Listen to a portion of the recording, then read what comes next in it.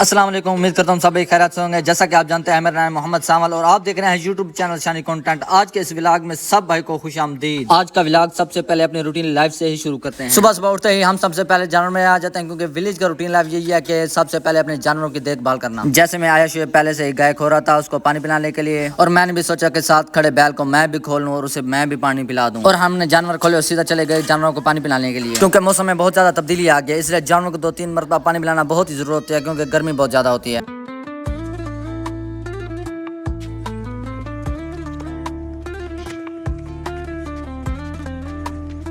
Finally जी, आप जानवरों को दरख्तों की छांव के नीचे बांध दिया। अब हम जाने लगे खेतों की तरफ, और खेतों की तरफ जाकर सबसे पहले आपको उस खेतों का व्यू दिखाएंगे। और घास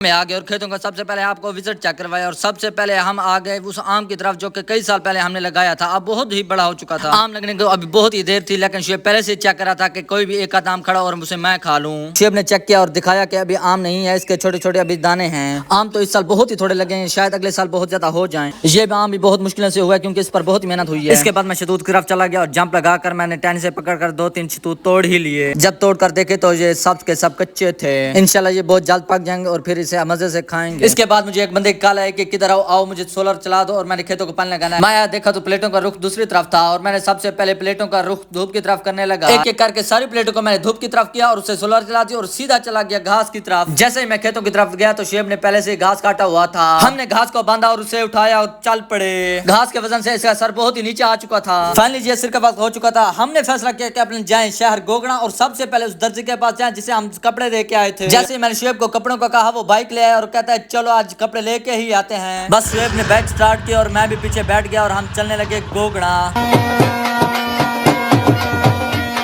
फाइनली जी हम जा रहे हैं गोगड़ा और जाके आपको सब कुछ दिखाते हैं गोगड़ा का व्यू।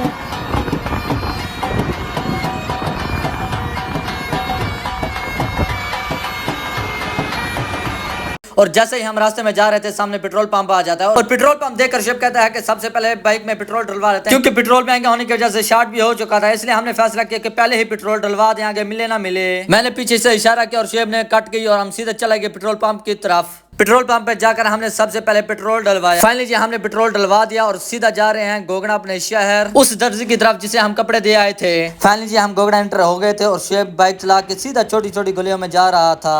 आखिरकार दर्जी की दुकान भी थोड़े फासले ही पर थी।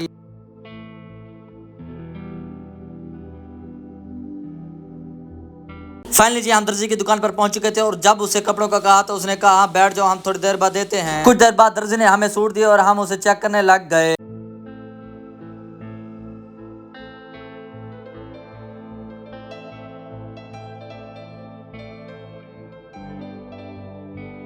हमने कपड़े उठाए, उसे सिलाई दी और घर की तरफ रवाना हो गए। जैसे ही हम रास्ते में आ रहे थे तो सामने कजन टकर गया जो कि रोजे का सामान लेके जा रहा था। शुएब ने 2 पकौड़े उससे ले लिए और मैंने भी 1-2 पकौड़े ले लिए।